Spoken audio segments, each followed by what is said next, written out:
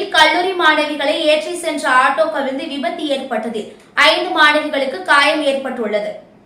சிவகங்கை காஞ்சிரங்காலில் செயல்பட்டு வரும் அரசு மகளிர் கலைக்கல்லூரியில் பயிலும் மாணவிகளுக்கு போதிய பேருந்து வசதிகள் இல்லாததால் 3 பேர் செல்லக்கூடிய ஆட்டோகளில் அளவுக்கு அதிகமாக மாணவிகளை ஏற்றி செல்வதாகவும் பலர் நடந்தே செல்வதாகவும் வழக்கறிஞர் சரவணன் RTO கருப்பனிடம் புகார் தெரிவித்தார். இதனை அடுத்து வட்டார போக்குவரத்து அலுவலர் அப்பகுதியில் ஆய்வு மேற்கொண்டிருக்கும் போது அவ்வழியாக கல்லூரி மாணவிகளை ஏற்றுக்கொண்டு வந்த ஆட்டோ ஓட்டுநர் அஷீம் RTOவை பார்த்து பயந்து வேறு வழியாக செல்ல திட்டமிட்டு வேகமாக ஆட்டோவை திருப்பும் போது நிலை தடுமாறி ஆட்டோ கவிழ்ந்தது.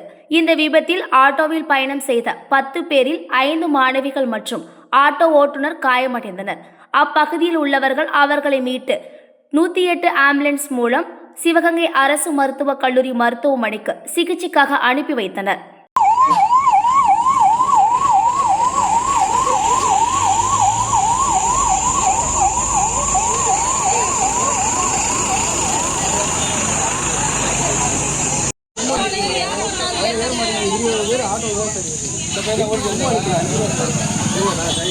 சூப்பர் செத்து போயிருப்பாரு.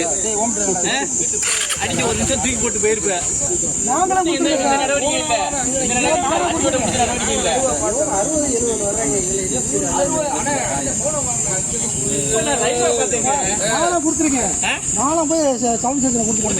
விபத்து நடந்த உடனே நடவடிக்கை எடுப்பாங்க. அதுக்கு முதல்ல நடவடிக்கை எடுக்க மாட்டாங்க.